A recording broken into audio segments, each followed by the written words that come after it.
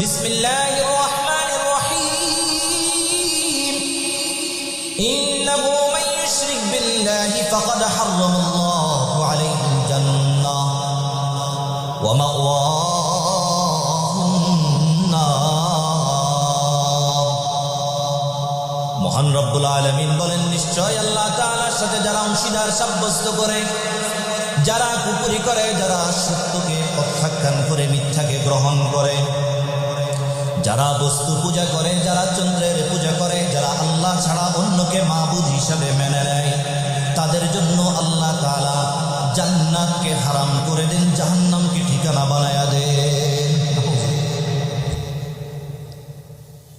মুহাম্মদ নবী সাল্লাল্লাহু আলাইহি ওয়াসাল্লাম যখন মক্কার আরবের মাঝে এই মেসেজটা যখন তাদেরকে শুনাইয়া দিলেন, তারা এই মেসেজটা শোনার পর খোদ নবীজির চাচা আবু লাহাব বলে উঠল, তাব্বান লাকা লিহাযা জামা'তানা।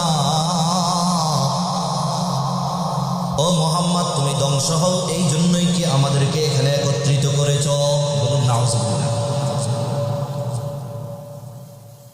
মুহাম্মদুর রাসূলুল্লাহ সাল্লাল্লাহু আলাইহি ওয়াসাল্লামের বিরুদ্ধে এত বড় কথা আপন চাচা বলেছেন।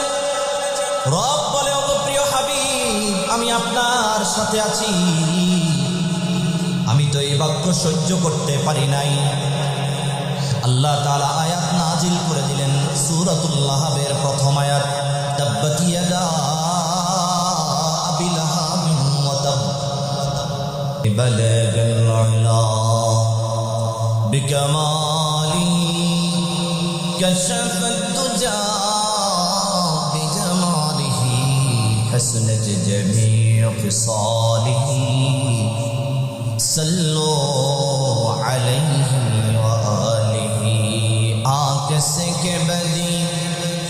आकसे के बदी नार दरम खैर नयुंदो सराक़बतन दर सरदी नार दरम करंद बलगल मौला बिकमालिही कशफत तुजा बिजमालिही हसनत जमीउ फिसालिही सल्लो अलैहि व आलिहि। ऐ बहर करम सदका हुसैन बिन अली का, ऐ बहर करम सदका हुसैन बिन अली का, प्यासा हो मुझे शरबत दीदार पिला,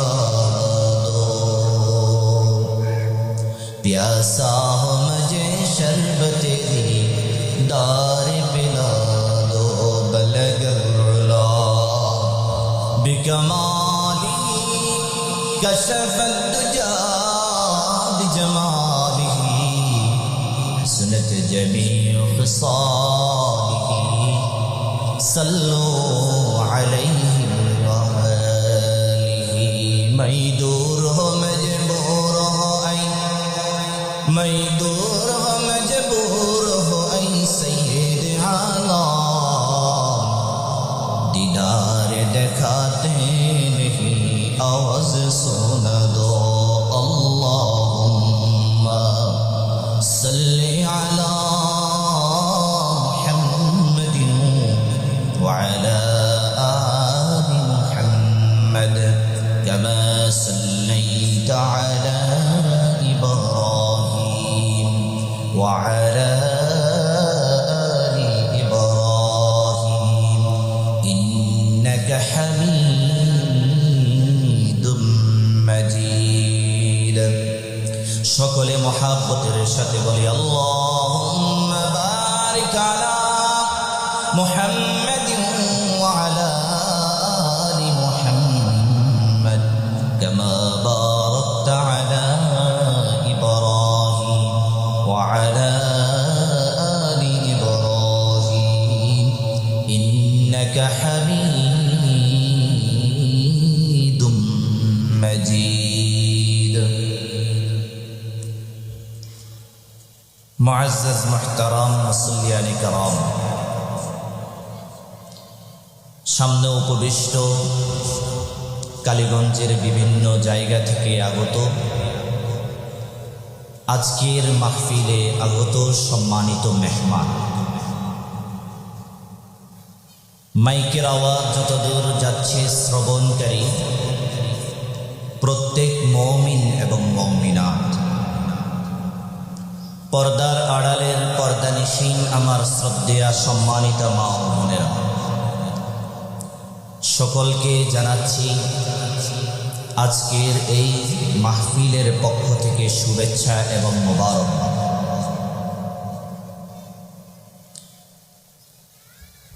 সর্বপ্রথম আমরা শুকর গুজার করব যে মহান মালিক আমাদেরকে আজকের এই তাফসীরুল কোরআন মাহফিলে আসার এবং বসার তৌফিক দান করেছেন। যদি মহান মালিক আমাদেরকে সেই তৌফিক না দিতেন, সুস্থ না রাখতেন, তাহলে আমরা এখানে আসতে পারতাম না। মহান মালিকের অশেষ কৃপায় আমরা সুস্থ আছি, আল্লাহ রেখেছেন, এবং আল্লাহ সুস্থতার সাথে আল্লাহর দেওয়া নেয়ামত কিছু দিনই কথা, একটি দিনই মজলিসে বসার সুযোগ করে দিয়েছেন। তাই মহান মালিকের দরবারে মন উজাড় করে আমরা দিল থেকে কালিমাতুশ শুকর গুজার করি, সকলে বলি আলহামদুলিল্লাহ। আল কোরআনুল কারীমের সূরাতুল বাকারা থেকে একটি আয়াতে কারিমা, যেটি আল্লাহ পাক রব্বুল আলামিন সূরাতুল বাকারা এর 151 নম্বর আয়াত মহান রব্বুল আলামিন নাজিল করেছেন, সাথে আরেকটি আয়াতে কারিমা পেশ করেছি। আল্লাহর রাসূল সাল্লাল্লাহু আলাইহি ওয়াসাল্লামের মুখ নিঃসৃত জবানি মোবারক থেকে দুটি হাদিস আপনাদের সামনে পেশ করেছি। আল্লাহ চাহে উক্ত আয়াতে কারিমাগুলো এবং হাদিসের উপর যে সমস্ত আলোচনা হবে, আমি বলনেওয়ালা এবং যারা শুননেওয়ালা, শোনার জন্য এসেছেন, মাইকের আওয়াজ যতদূর যাচ্ছে, সকলকে আল্লাহ পাক রব্বুল আলামিন আমালের নিয়তে শোনার তৌফিক দান করুক, সকলে বলি আমিন। সম্মানিত হাজিরিন, আমি যে আয়াতে কারিমে তেলাওয়াত করেছি সূরাতুল বাকারা এর 151 নং আয়াত, আল্লাহ পাক রব্বুল আলামিন উক্ত আয়াতে কারিমের মধ্যে বলেন, বিসমিল্লাহির রহমানির রহিম,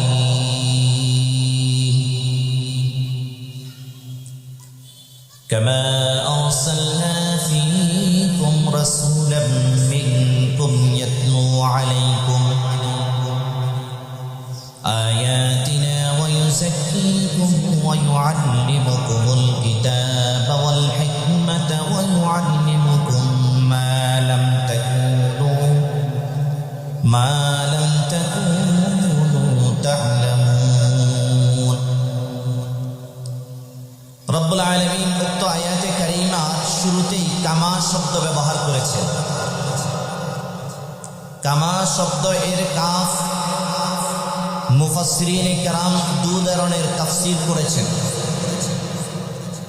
কাফ এর প্রথম তাফসীরে মুফাসসিরিনে কেরামের একদল তারা বলেন এই কাফটা পরবর্তী আয়াত ফাজকুরুনি এর সাথে সম্পৃক্ত। যারা বলেছেন ফাজকুরুনি এর সাথে সম্পৃক্ত, মুফাসসিরিনে কেরাম সেখানে দৃষ্টান্ত পেশ করেছেন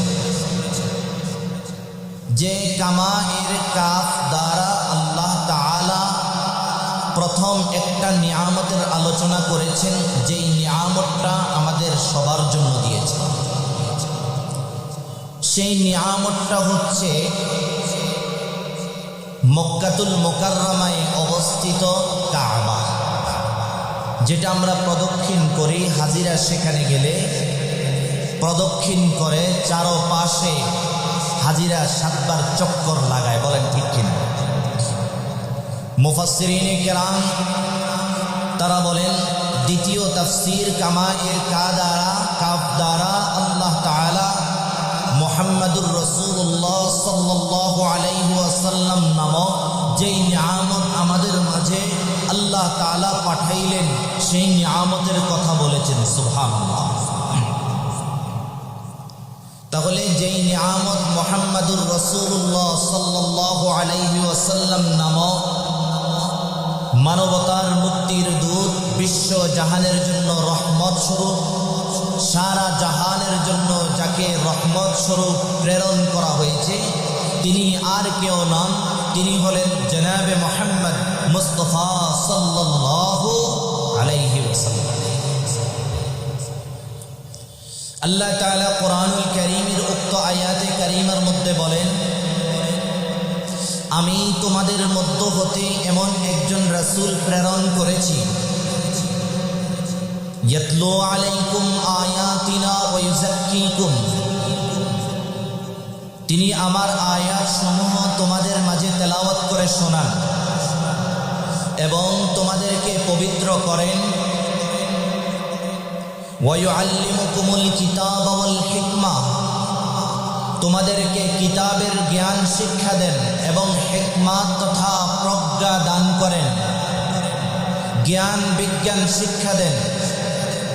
ওয়া ইউআল্লিমুকুম মা লাম তাকুনু তা'লামুন, তোমরা যা জানতে না তিনি তোমাদেরকে তা জানাইয়া দেন। সুবহানাল্লাহ।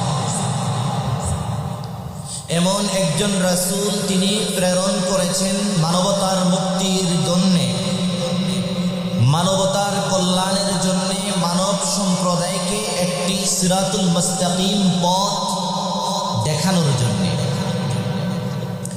মক্কার মানুষজনের অবস্থা এমন ছিল, বর্বরচিত যুগে তারা আবদ্ধ ছিল, তারা এমন ছিল মূর্খতার যুগে আবদ্ধ ছিল, অন্ধকার আচ্ছন্ন যুগে আবদ্ধ ছিল, যে তারা তাদের নিজ সন্তানদের সাথে শুদ্ধ ব্যবহার কি জিনিস সেটাও বুঝতো না, তারা তাদের স্ত্রীদের সাথে কিরূপ আচরণ করবে সেটিও তারা জানতো না, এবং কি তাদের মাঝে নেশাগ্রস্ততা, সমস্ত রকমের খারাপ অশ্লীল ছয়লাভ ছিল।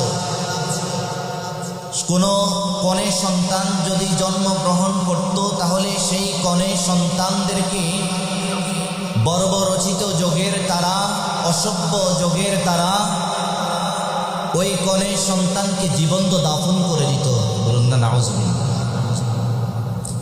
এমন তাদের মূর্খতার যুগে তারা অবস্থান করছিল।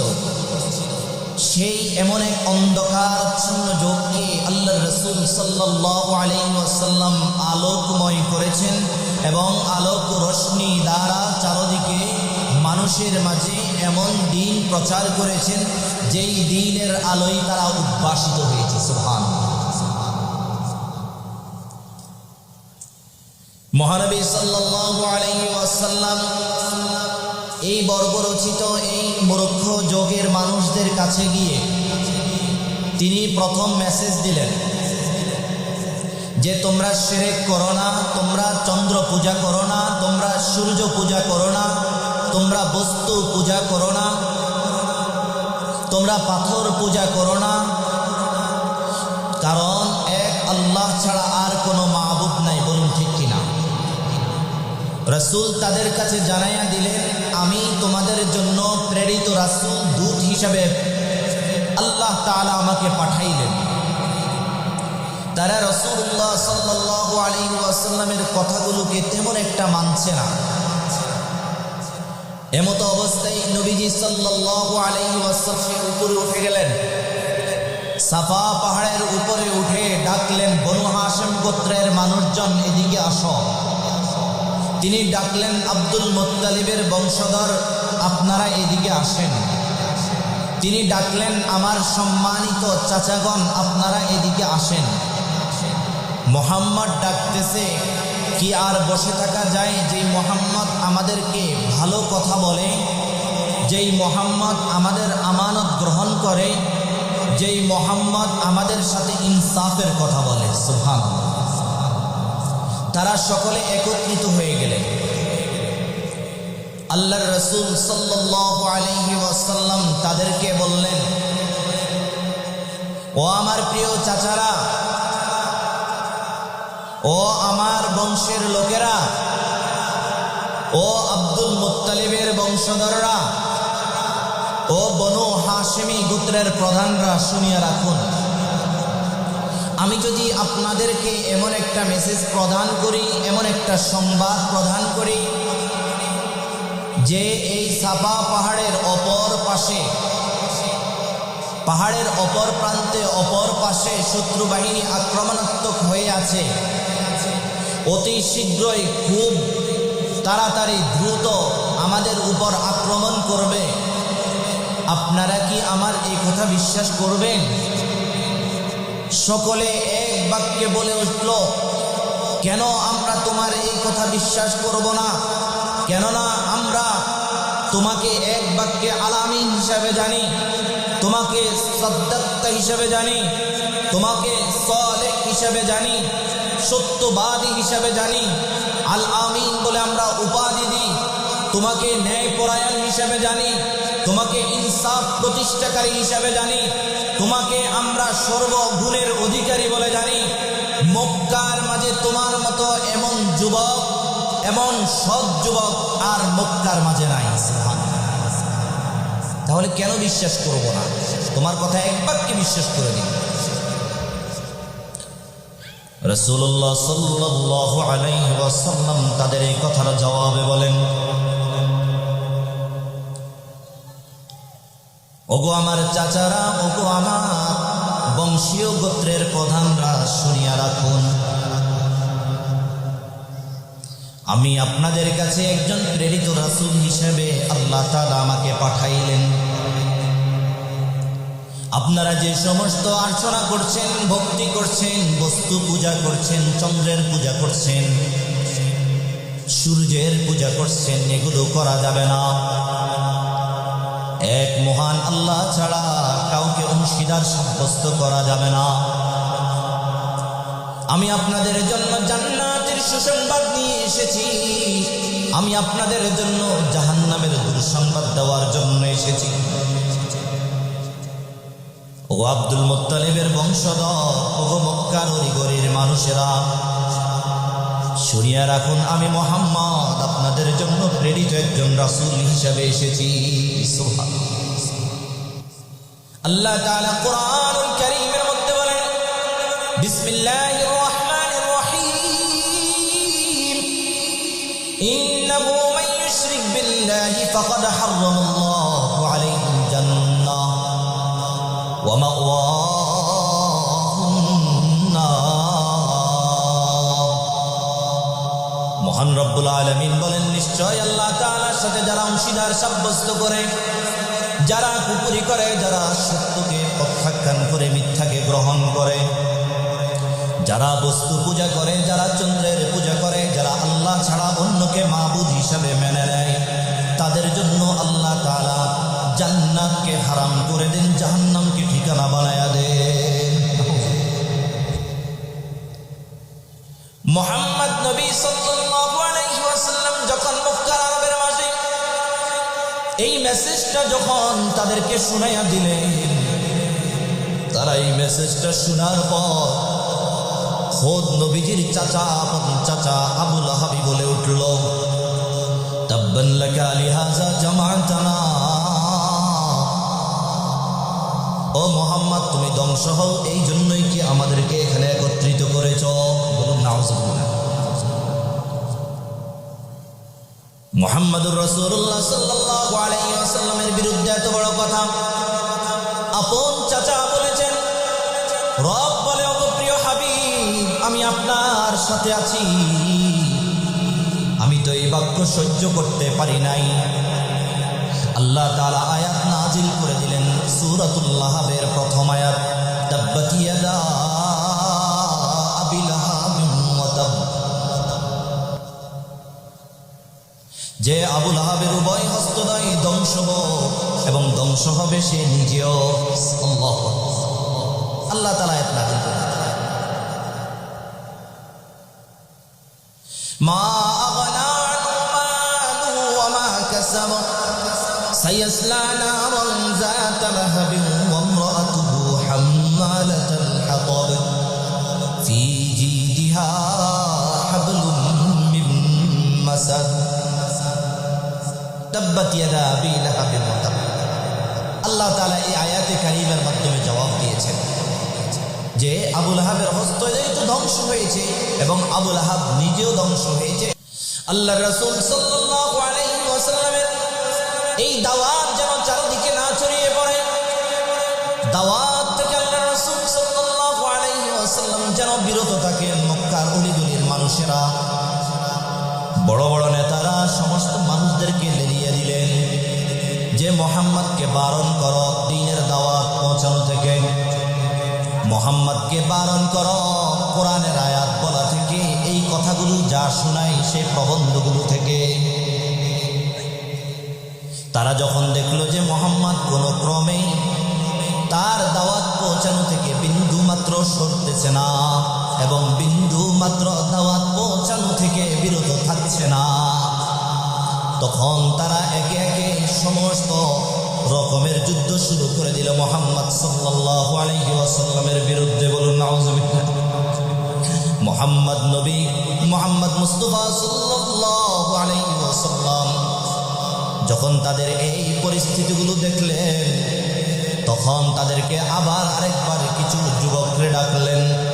ও যুবক, তুমি শোনো, আমি তোমাদের মাঝে কখনো মিথ্যা বলি নাই, আমি তোমাদের মাঝে কখনো পচা কথা বলি নাই, তাহলে তোমরা আমার কিছু কথাগুলো মেনে নাও, যেই কথাগুলো যদি মেনে নাও তোমাদের জন্য জান্নাতকে আল্লাহ ঠিকানা বানাইয়া দিবেন, জাহান্নামকে হারাম করে দিবেন। সুবহানাল্লাহ। যুবকদের একদল ইসলাম ধর্ম গ্রহণ করে ফেলেছে, সুবহানাল্লাহ। এবং প্রথম কাতারে হযরত আলী রাদিয়াল্লাহু তাআলা ইসলাম ধর্ম গ্রহণ করে ফেলেছে। ইয়া রাসূলুল্লাহ, ইয়া হাবিবাল্লাহ, হে মুহাম্মদ, তুমি আমাদেরকে কালেমা পড়াইয়া দাও, লা ইলাহা ইল্লাল্লাহু মুহাম্মাদুর রাসূলুল্লাহ। তাহলে নিয়ামতের দুইটা নিয়ামত, এক নাম্বার নিয়ামত হচ্ছে কাবা, দুই নাম্বার নিয়ামত আল্লাহর রাসূলকে আমাদের জন্য আল্লাহ তাআলা নিয়ামত স্বরূপ পাঠিয়েছেন। দ্বিতীয় যে নিয়ামত আল্লাহর রাসূলকে আমাদের জন্য পাঠাইলেন, এই নিয়ামতটা অনেক বড় চমৎকার নিয়ামত। এই নিয়ামত যদি না হতো তাহলে আমরা ইসলামকে পেতাম না, আমরা সহজে দ্বীন ইসলাম জানতাম না, কোরআনের সংবাদগুলো আমাদের পর্যন্ত আসত। রাসূলুল্লাহ সাল্লাল্লাহু আলাইহি ওয়াসাল্লামকে বারণ করার জন্য তারা সর্বাত্মক যখন চেষ্টা করলেন, চেষ্টা করে যখন ব্যর্থ হলেন, তখন আল্লাহর রাসূল সাল্লাল্লাহু আলাইহি ওয়াসাল্লামকে বললেন যে ভাতিজা, তুমি আমাদের কাছে কি চাও? নারী চাও না টাকা চাও? তুমি কি চাও? ধন দৌলত চাও নাকি মক্কার সর্বোচ্চ নেতা হতে চাও? বলে দাও। নবী মুহাম্মদ মুস্তাফা সাল্লাল্লাহু আলাইহি ওয়াসাল্লাম বলেন, তোমরা আমার এক হাতে সূর্য এনে দাও, আর এক হাতে যদি চন্দ্র এনে দাও, আমি আল্লাহর পথে যে দাওয়াত তোমাদের কাছে পৌঁছাইছি সেই দাওয়াত থেকে বিন্দু মাত্র সরব না।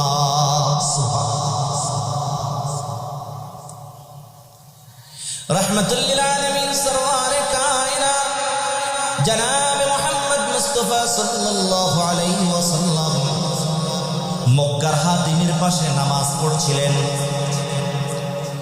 তুফাইল ইবনে আমর আদ-দাউসি ইয়ামানের দাউস গোত্রের একজন বড় প্রধান ছিলেন, সাহিত্যিক ছিলেন, কবি ছিলেন। তুফাইল ইবনে আমর আদ-দাউসি মক্কায় আসলেন, কাবার হাতিমের চারপাশে ঘুরবেন। তুফাইল ইবনে আমর আদ-দাউসি মক্কার মানুষদের কাছে আসার সাথে সাথে মক্কার মানুষজন তুফাইল ইবনে আমরকে বলে, তুফাইল ইবনে আমর, শুনিয়া রাখো, আমাদের মাঝে একজন মুহাম্মদ আছে, এই মুহাম্মাদের কাছে তুমি যেও না। তুফাইল ইবনে আমর জিজ্ঞাসা করে, কেন যাব না? তুফাইল ইবনে আমরকে মক্কার মানুষজন বলে, এই মুহাম্মাদের কাছে গেলে পিতা পুত্র থেকে আলাদা হয়ে যায়, পুত্র পিতা থেকে আলাদা হয়ে যায়, পরিবারের মধ্যে বিচ্ছেদ চলা শুরু করে। তুফাইল ইবনে আমর মুহাম্মদ এমন কিছু কথা বলে যেই কথাগুলো শুনলে তুমি আর টিকতে পারবা না, তোমার সাহিত্যকে ধরে রাখতে পারবা না। তুফাইল ইবনে আমর বলে, ঠিক আছে, আমি এই মুহাম্মাদের কাছে যাব না, মুহাম্মাদের কথাগুলো শুনব না, এবং যেন আমি না শুনতে পারি সেই জন্য কানের মধ্যে তুলে দিয়ে রাখব। তুফাইল ইবনে আমর কাবার হাতিমের চারপাশে ঘুরছিলেন। কাবার হাতিমের পাশে মুহাম্মদ মুস্তাফা সাল্লাল্লাহু আলাইহি ওয়াসাল্লাম নামাজরত অবস্থায় কোরআনুল কারীমের তেলাওয়াত পড়তেছিলেন। হ্যাঁ, তুফাইল ইবনে আমর বলে, হায়রে আমি তুফাইল ইবনে আমর একজন কবি, একজন সাহিত্যিক, একজন বড় আরবের একটি গোত্রের নেতা, এবং এত বিচক্ষণ এবং জ্ঞানী হওয়া সত্ত্বেও আমি কিভাবে ছোট মানসিক একটা কথাকে মেনে নিব?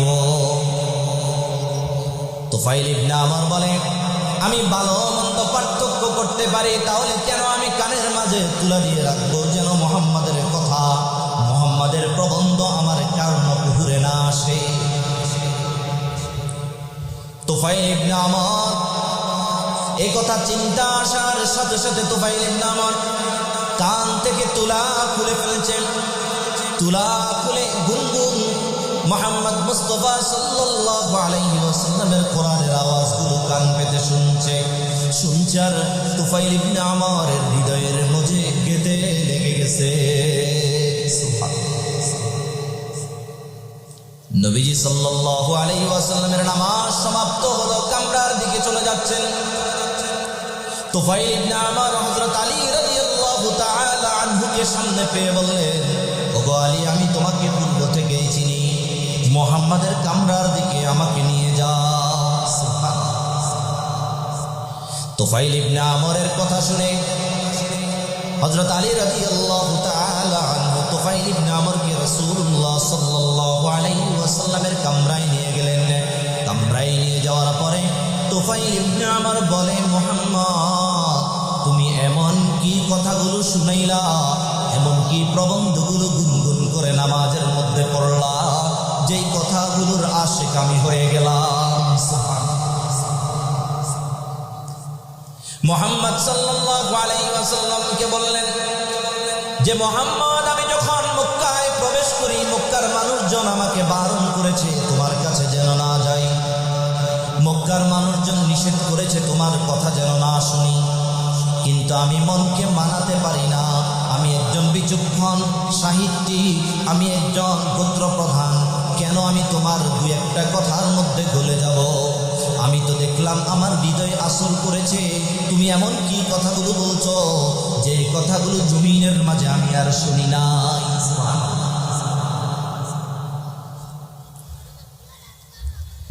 আল্লাহ তাআলা কোরআনুল কারীমের মধ্যে বলেন, বিসমিল্লাহির রহমানির রহিম, وقال الذين كفروا لا تسمعوا لهذا القرآن والغوا فيه لعلكم تغلبون।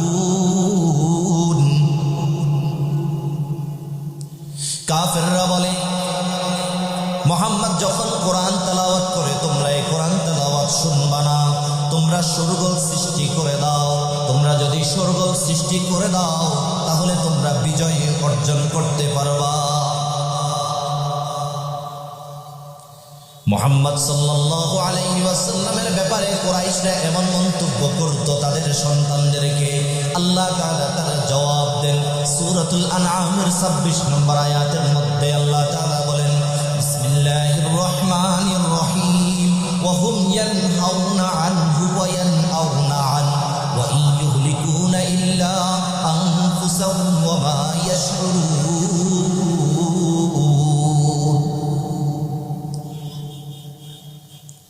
তোমরা কোরআনুল কারীম তেলাওয়াত শোনা থেকে দূরে রাখতে চাও এবং তোমরা নিজেরাও শুনবা না এবং তোমাদের কাউকে শোনানোর জন্য তোমরা বলবা না, বরং তাদেরকে নিষেধ করবা। ওয়া ইয়ুহলিকুনা ইল্লা আনফুসাহুম ওয়া মা ইয়াশউরুন।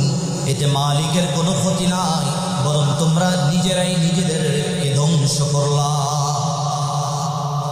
ওয়া মা ইয়াশউরুন। তোমরা এটা জানো না, তোমরা এটা উপলব্ধি করতে পারো না যে এই কোরআনের মর্ম কি, এই কোরআনের মর্মবাণীটা কত দূর, এই কোরআনের মর্মবাণীর সুর কতবার চমৎকার। দেখবেন এখানে যখন কোরআনুল কারীমের আলোচনা চলে, দুইটা দল পাবেন। একটা দল বলে চলো কোরআনুল কারীমের আলোচনা শুনি, একটা দল বলে বন্ধু যাওয়া যাবে না, আমার আজকে কাজ আছে। বলে কি বলে না, একটা দল আসবে না ঠিকই, আরেকটা জায়গায় সে গ্যাঞ্জাম লাগাইয়া রাখবে যাতে কোনো মানুষ এখানে না আসতে পারে। আল্লাহর রাসূল সাল্লাল্লাহু আলাইহি ওয়াসাল্লামের কাছ থেকে তুফাইল ইবনে আমর গোত্রের মাঝে চলে গেলেন। তুফাইল ইবনে আমর গোত্রের মাঝে গিয়ে ইয়ামানের আদ-দাওসী গোত্রের মাঝে গিয়ে সে ইসলামের প্রচার সর্বপ্রথম নিজ পরিবারের মাঝে শুরু করে দিলেন। হ্যাঁ, পরিবারের দু একজন ছাড়া কেউ ইসলাম ধর্ম গ্রহণ করে না, দু একজন ছাড়া কেউ সত্যের বাণী তাদের হৃদয়ে ধারণ করে না। তুফাইল ইবনে আমর খুব হতবাক হয়ে গেলেন। হতবাক হয়ে তুফাইল ইবনে আমর রাসূলুল্লাহ সাল্লাল্লাহু আলাইহি ওয়াসাল্লামের কাছে আবার চলে আসলেন। এসে বললেন, ইয়া রাসূলুল্লাহ, ইয়া হাবিবাল্লাহ, আমি তো আমার দাওয়াত তাদের কাছে পৌঁছালাম, গোত্রীয় প্রধানরা আমাকে এখন পাগল বলে, গোত্রীয় প্রধানরা আমাকে এখন আর সাহিত্যিক কবি বলে না, বলে যে সে পাগল হয়ে গেছে। রাহমাতুল্লিল আলামিন তুফাইল ইবনে আমরের জন্য দোয়া করলেন এবং দোয়া করলেন তার গোত্রীয় মানুষদের জন্য। ওগো মালিক, তুফাইল ইবনে আমরের আত্মীয় স্বজন যারা আছে এবং গোত্রের নেতা থেকে শুরু করে তাদেরকে আপনি হেদায়েত দান করেন। সুবহানাল্লাহ। তাহলে হেদায়েতের মালিক কে বলেন? আল্লাহ। আল্লাহর রাসূলের দোয়া কাজ হয়ে গেল। তুফাইল ইবনে আমর গোত্রের মাঝে গেলেন, যাকে ইসলামের দাওয়াত দেন সে এক কথাই মেনে নেয়, যে সত্য বাণীগুলো গ্রহণ করে নেয়। আল্লাহর রাসূল সাল্লাল্লাহু আলাইহি ওয়াসাল্লাম যখন খন্দকের যুদ্ধে যাবেন, খন্দকের যুদ্ধে যাওয়ার আগে তুফাইল ইবনে আমর 70 থেকে 80টা পরিবার নিয়ে আল্লাহর রাসূলের কাছে উপস্থিত হয়ে গেলেন। সুবহানাল্লাহ। যে বললেন, ইয়া রাসূলুল্লাহ, ইয়া হাবিবাল্লাহ, এরা সবাই সত্যকে গ্রহণ করেছে, মিথ্যাকে ধূলিসাৎ করে ছেড়ে দিয়েছে, মিথ্যাকে লাথি মেরে ফেলে দিয়েছে। আগে এরা চন্দ্র পূজা করত, আগে এরা সূর্যের পূজা করত, বস্তু পূজা করত। ইয়া রাসূলুল্লাহ, ইয়া হাবিবাল্লাহ, এখন তারা মেনে নিয়েছে লা ইলাহা ইল্লাল্লাহু মুহাম্মাদুর রাসূলুল্লাহ। এখন তারা সাক্ষী দিয়েছে আশহাদু আল্লা ইলাহা ইল্লাল্লাহু ওয়াহদাহু লা শারীকা লাহু ওয়া আশহাদু আন্না মুহাম্মাদান আবদুহু ওয়া রাসূলুহু। সুবহানাল্লাহ।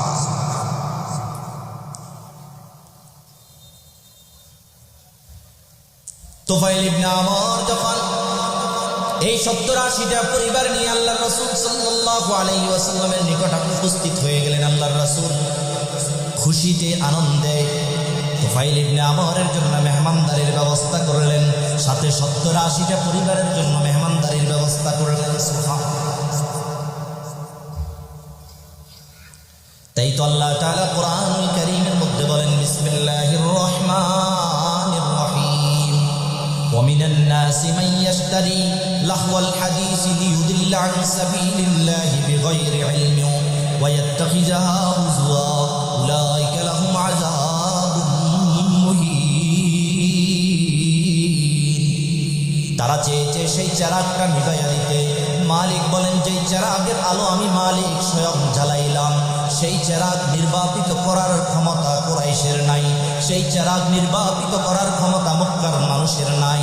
ও বাবারা, শুনিয়া রাখো, মক্কার মানুষের মাঝে যেই চেরাগ জ্বলছিল সেই চেরাগের আলো আমাদের পর্যন্ত এসে পৌঁছেছে। সুবহানাল্লাহ। এখানে লাহওয়াল হাদিস শব্দ, এই লাহওয়াল হাদিস শব্দের দুটি তাফসীর। লাহওয়াল হাদিস মুফাসসিরিনে কেরাম তারা লিখেন, সর্বপ্রথম একটি উদ্ধৃতি ইবনে হিশাম তিনি তার সিরাত গ্রন্থের প্রথম খণ্ডের 320 থেকে 21 নং পৃষ্ঠার মধ্যে উল্লেখ করেছেন।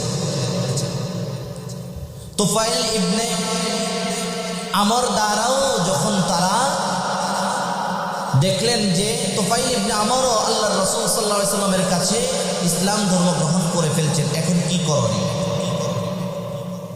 তারা চিন্তায় পড়ে গেলেন, মুহাম্মদকে তো বারণ করা যাচ্ছে না, কিভাবে বারণ করা যায়। তারা চিন্তায় পড়ে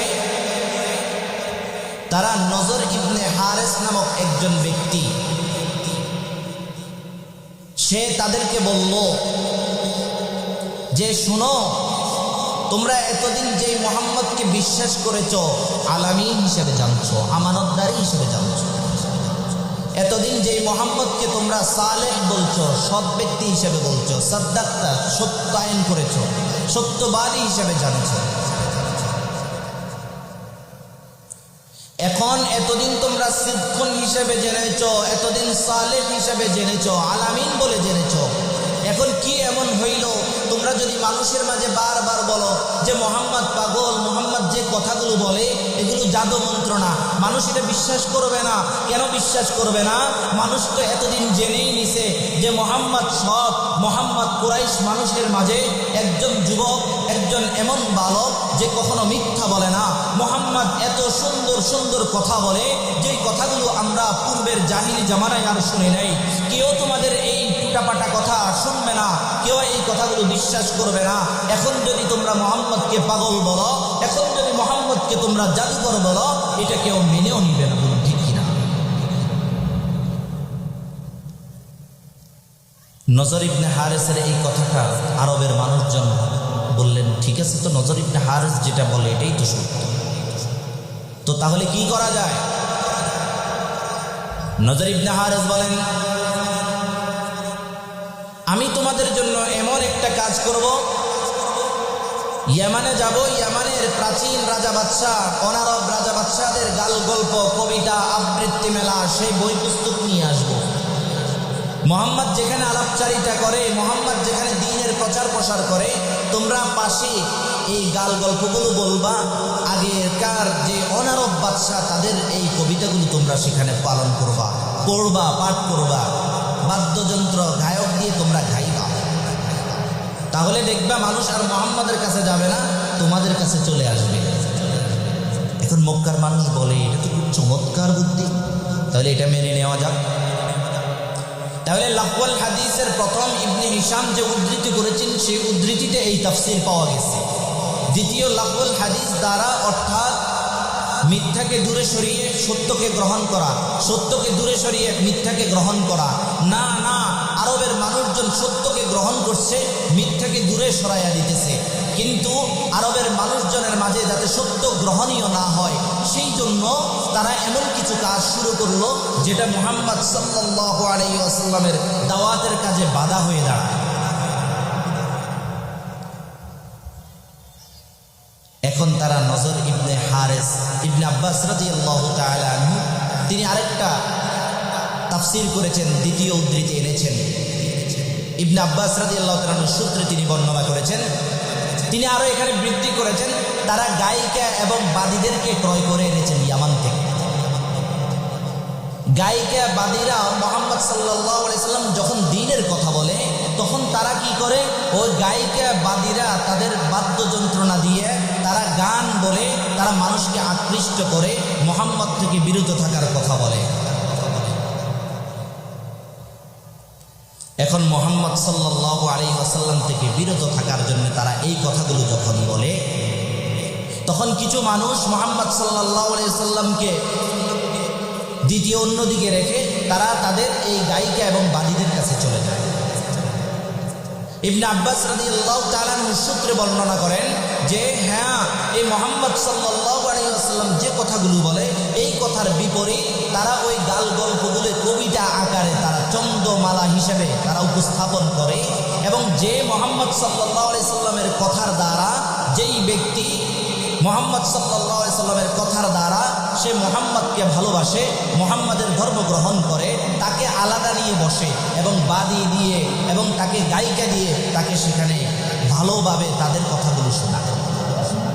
ইবনে আব্বাস রাদিয়াল্লাহু তাআলা আনহু তিনি বলেন যে তারা গায়িকা এবং বাদীদেরকে এনে রাসূলুল্লাহ সাল্লাল্লাহু আলাইহি সাল্লামের কথা থেকে বিরত থাকার জন্য তারা বলে। আল্লাহ তাআলা কুরআনুল কারীমের মধ্যে ঘোষণা করেন, বিসমিল্লাহির রহমানির রহিম, قد كانت آياتي تتلى عليكم فكنتم على أعقابكم تنكسون মুস্তাকবিরিনা বিহি সামিরান তাহজুরুন। আল্লাহু আকবার। মওলা আল্লাহ তাআলা বলতেছেন, যখন আমার আয়াতে কারিমা তাদের সামনে তেলাওয়াত করা হয়, তারা আয়াতে কারিমাকে পিছনে ফেলে, অর্থাৎ পিছনে সরে যায়। তারা সরে গিয়ে তারা এমন কিছু কবিতা আবৃত্তি করে, তারা অহেতুক কথা বলে, তারা এমন কিছু কথা বলে যেই কথাগুলো যে দুনিয়ার কোনো নেক উদ্দেশ্য না, ভালো উদ্দেশ্য না, অহেতুক কথাবার্তা, অহেতুক গালগল্প এবং সে অহেতুক অর্থবোধক অনার্থক এমন কিছু কথা। এই কথাগুলো যে তারা বলে, এই কথাগুলো বলে আল্লাহ তাআলা বলেন যে হ্যাঁ, তাদের এই কথা আমি মুহাম্মদ সাল্লাল্লাহু আলাইহি ওয়াসাল্লামের দাওয়াতে কোনো বাধা প্রদান করি নাই, বরং মুহাম্মদকে বললাম যে তোমার দাওয়াত তুমি সেভাবেই পৌঁছানো শুরু করো, তোমার দাওয়াত তুমি যেভাবে দিতেছো সেভাবেই তুমি দাও।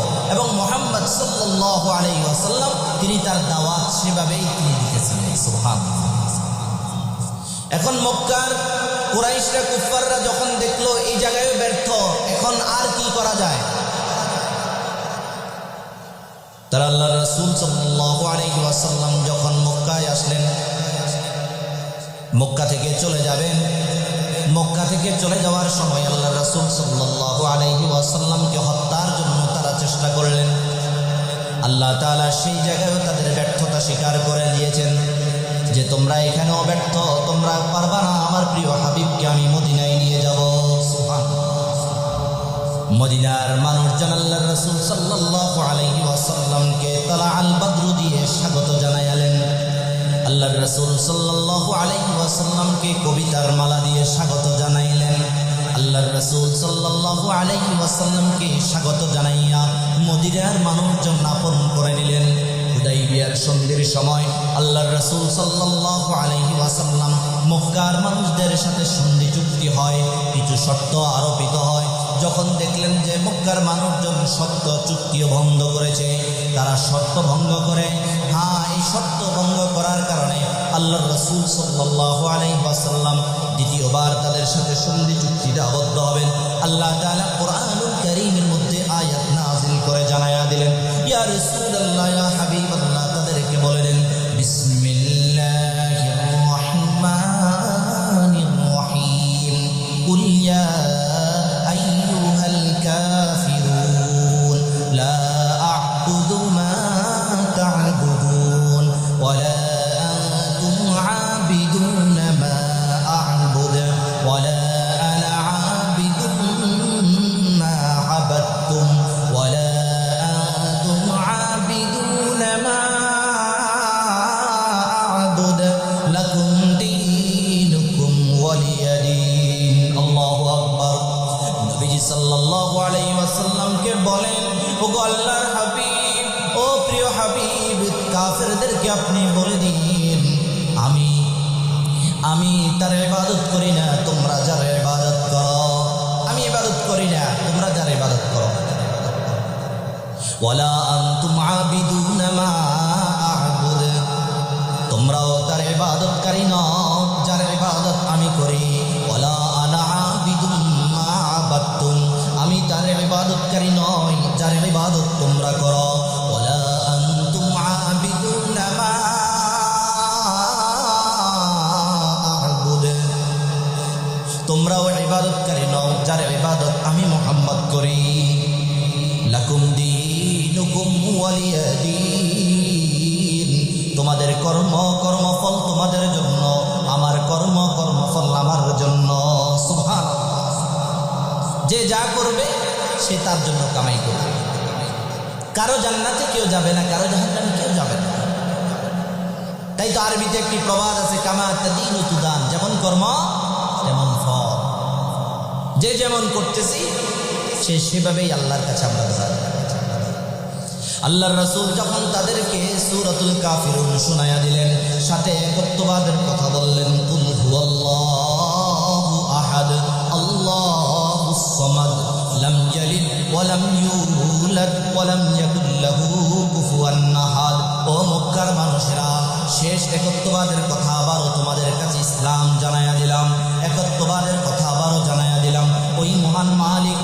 ছাড়া পৃথিবীর জমিনে একটা গাছের পাতাও লড়ে না, তিনি ছাড়া পৃথিবীর জমিনের মধ্যে বাতাস পর্যন্ত আসে না, তিনি ছাড়া পৃথিবীর জমিনের কোনো কিছুই আপন অবস্থায় থাকে না, তার হুকুম ব্যতীত কোনো মানুষের দ্বারে দ্বারে একটা আওয়াজ পর্যন্ত পৌঁছে না। আমরা যেমন মাইকের মাঝে আওয়াজ করে কথা বলছি, আল্লাহ তাআলা এমন এক বিজ্ঞানী সৃষ্টি করে দিলেন, যে বিজ্ঞানীর আবিষ্কৃত একটা নয়েজের মাধ্যমে, STML এর মাধ্যমে, ব্লুটুথের মাধ্যমে মাইকের আওয়াজগুলো চারদিকে ছড়িয়ে যাইতেছে। ওই বিজ্ঞানীর করটিতে মগজ দিয়েছেন কে? সুতরাং তাকে সৃষ্টি করেছেন কে? তার খালেক কে? তার সৃষ্টিকর্তাও আল্লাহ। ওই মহান মালিক বলেন, আমি এমন এক মালিক তোমাদেরকে সৃষ্টি করেছি আমার ইবাদত করার জন্যে, আমার নাজ নিয়ামতগুলো ভোগ করার জন্যে। একদিন হিসাব দেওয়ার জন্য তোমরা আসতে হবে। আল্লাহ তাআলা কুরআনুল কারীমে সূরাতুল জিলজালের শেষাংশে বলেন, বিসমিল্লাহির রহমানির রহিম, ফামান ইয়ামাল মিসকালা যাররাতিন খায়রান ইয়ারা। যেই ব্যক্তি অনুপরিমাণ ভালো কাজ করবে, সেই অনুপরিমাণ ভালো কাজ প্রকাশিত হয়ে যাবে। ومن يعمل مثقال ذرة شرا يرى। যেই ব্যক্তি অনুপরিমাণ খারাপ কাজ করবে, সেই দিন সেটাও স্পষ্ট হয়ে যাবে। সুবহানাল্লাহ। কে বলছেন? এখন মক্কার মানুষজন দেখলো মুহাম্মদকে তো এখন এভাবেও বারণ করা যাইতেছে না, তার দাওয়াত থেকে তাকে এখনো দেখেন কত বড় ত্যাগ, কত বড় কোরবানি আমাদের রাসূল সাল্লাল্লাহু আলাইহি সাল্লাম করেছেন। যেই কোরবানির কারণে আমরা এই যে আজ পর্যন্ত এসেছি, যেই কোরবানির কারণে মুসলমানের ঘরে জন্মগ্রহণ করেছি, যেই কোরবানির কারণে আমরা দ্বীন ইসলাম কি জিনিস সেটা বুঝতে পারছি, যেই কোরবানি রাসূল করেছেন, যেই ত্যাগ রাসূল দিয়েছেন, সেই ত্যাগের জন্য, সেই কোরবানির জন্য আজ কোরআন আমাদের পর্যন্ত এসে পৌঁছেছে। আল্লাহু আকবার। তাহলে কোরবানি করেছেন কে? রাসূল, আমাদের নবী মুহাম্মদ মুস্তাফা সাল্লাল্লাহু আলাইহি ওয়াসাল্লাম। এখন যখন দেখলো যে এতেও মুহাম্মদকে তার কথা থেকে বারণ করা যাইতেছে না, এখন কি করবেন? তারা শেষ আরেকটা প্রচেষ্টা করলেন, যেটি সপ্তম হিজরির মুহররম মাসে, সপ্তম হিজরির মুহররম মাসে খাইবার থেকে একদল ইহুদি আসলেন, 5-7 জনের লোক। তারা এসে এবং তাদেরকে কুরাইশরা ধরে বললেন, মুহাম্মদকে তো অনেক রকমের জাদু করেছি, কিন্তু মুহাম্মদকে তো তার ধর্ম প্রচার থেকে বিমুখ করতে পারি নাই, যে তাকে তো জাদুর মাধ্যমে শেষ করতে পারি নাই, কিছুতেই তাকে শেষ করতে পারি নাই, তাকে হত্যা করার ষড়যন্ত্র এঁকেছি, সেটাও বেঁচতে গেল এবং সেটাও আমরা চূড়ান্ত শিখরে পৌঁছতে পারি নাই, তার বিরুদ্ধে বিজয় অর্জন করতে পারি না। উহুদের ময়দানে সেখানেও কিছুটা, তবে একদম পুরোপুরি বিজয় সেটাও আমরা অর্জন করতে পারি নাই। তাহলে শোনো, একজন জাদুকর লাবিদ নামক সেই জাদুকরকে বললেন, লাবিদ তুমি এমনভাবে তাকে জাদু করো মুহাম্মদকে, যেন সে দুঃখে অর্থাৎ অসুস্থ হয়ে মারা যায়। বলুন নাউজুবিল্লাহ। লাবিদ নামক সেই ইহুদি, সেই জাদুকর নবীজি সাল্লাল্লাহু আলাইহি ওয়াসাল্লামের আঙ্গিনায় একজন খাদেম ছিলেন, সেই ইহুদির সন্তান। তার মাধ্যমে নবীজি সাল্লাল্লাহু আলাইহি ওয়াসাল্লামের ব্যবহৃত চিরুনি নিলেন। ব্যবহৃত চিরুনির মাঝে কিছু চুল ছিল, সেগুলোকে নিলেন। সেগুলোকে নিয়ে 11টি গিট্টু দিয়ে একটা রশির মাধ্যমে খেজুর পাতার আড়ানোর একটা কাগজের মতো আবরণ, যে খেজুরের ডোকায় থাকে, সেই আবরণ দিয়ে সেটাকে বাঁধলেন। বেড়ে জারওয়ান নামক কূপের পানির নিচে একটা পাথরের নিচে চাপে রাখলেন। আল্লাহ রাসূল সাল্লাল্লাহু আলাইহি ওয়াসাল্লাম এই জাদুই তিনি আক্রান্ত হলেন এবং অসুস্থ হয়ে পড়লেন। আম্মাজান আয়েশা সিদ্দিকা রাদিয়াল্লাহু তাআলা আনহা, নবীজির সহধর্মিণী, তিনি এক প্রকার রাসূলুল্লাহ সাল্লাল্লাহু আলাইহি ওয়াসাল্লামের এই অসুস্থতা বোধ দেখে তিনিও বিচলিত হয়ে গেলেন। হাই, কি করলো তারা? নবীজি সাল্লাল্লাহু আলাইহি ওয়াসাল্লাম এমত অবস্থায় আল্লাহর কাছে দোয়া করতেছেন। 6 মাস যাবত জ্বর উঠে আবার জ্বর নামে অসুস্থ থাকেন। জাদুর প্রভাবে রাসূলুল্লাহ সাল্লাল্লাহু আলাইহি ওয়াসাল্লাম আক্রান্ত হলেন। আল্লাহর রাসূল সাল্লাল্লাহু আলাইহি ওয়াসাল্লাম এই আক্রান্ত অবস্থায় আল্লাহর কাছে দোয়া করতেছিলেন, আল্লাহ তাআলা রাসূলুল্লাহ সাল্লাল্লাহু আলাইহি ওয়াসাল্লামকে জানাইয়া দিলেন, ওগো আল্লাহর হাবিব, কুল আউযু বিরাব্বিল ফালাক মিন শাররি মা খালাক ওয়া মিন শাররি গাসিকিন ইযা ওয়াকাব ওয়া মিন শাররিন নাফাসাতি ফিল উকাদ ওয়া মিন শাররি হাসিদিন ইযা হাসাদ।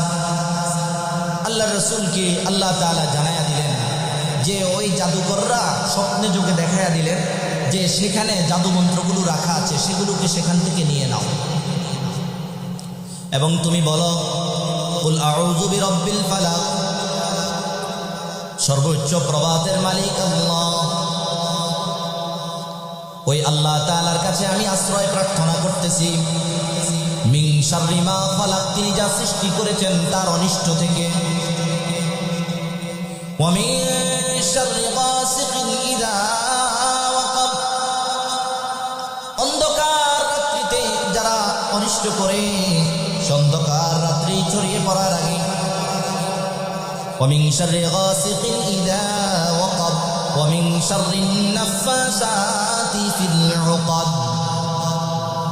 আল্লাহ রাসূল সাল্লাল্লাহু আলাইহি সাল্লামকে আল্লাহ তাআলা জানায়া দিলেন যে অন্ধকার রাত্রির অনিষ্ট থেকে যখন তা সমাগত হয় এবং গন্তিতে ফুৎকার দিয়ে জাদুকারিনীদের অনিষ্ট থেকে, ওয়া মিন শাররি হাসিদিন ইযা হাসাদ, তার অনিষ্ট থেকে যে হিংসা করে, হিংসুকের হিংসা থেকে, এবং বললেন কুল আউযু বিরাব্বিন নাস, আমি আশ্রয় প্রার্থনা করছি মহান মালিকের অর্থাৎ মানুষের পালনকর্তার, মালিকিন নাস যিনি মানুষের অধিপতি, ইলাহিন নাস মানুষের মাবুদের, মিন শাররিল ওয়াসওয়াসিল খান্নাস, তার অনিষ্ট থেকে যে কুমন্ত্রণা করে এবং গোপন করে, আল্লাযী ইউওয়াসওয়িসু ফি সুদুরিন নাস, তার অনিষ্ট থেকে যে মানুষের অন্তরের মধ্যে কুমন্ত্রণা দেয়, মিনাল জিন্নাতি ওয়ান নাস, মানুষের মধ্য থেকে, জিন থেকে। হ্যাঁ, আল্লাহ রাসূল সাল্লাল্লাহু আলাইহি ওয়াসাল্লামকে জানাইয়া দিলেন যে সূরা ফালাক এবং সূরা নাস পড়েছেন, রাসূলুল্লাহ সাল্লাল্লাহু আলাইহি ওয়াসাল্লাম পানিতে ফু দিয়েছেন, সেই পানিগুলো তিনি পান করেছেন এবং আল্লাহ রাসূল সাল্লাল্লাহু আলাইহি ওয়াসাল্লাম নিজের মধ্যে দম করেছেন। আল্লাহ তাআলা ওই জাদুকারীদের জাদু থেকে আল্লাহর রাসূলকে হেফাজত করে নেন। সুবহানাল্লাহ। তাহলে এখান থেকে আমরা একটা মেসেজ পাই, সর্বশেষ আলোচনার শেষাংশ, যে কোনো ব্যক্তি যদি নিজেকে সমস্ত জাদু মন্ত্র থেকে, সমস্ত জাদুটোনা থেকে, খারাপ থেকে বাঁচিয়ে রাখতে চায়, তাহলে সে সকাল সন্ধ্যা একটা আমল করবে। সকলে রাজি আছি তো ইনশাআল্লাহ? সকলে রাজি আছি? সে আমলটা হচ্ছে ফজরের পরে এবং বাদে মাগরিব, মাগরিবের পরে সূরা ইখলাস 3 বার, ফালাক 3 বার, নাস 3 বার পড়ব।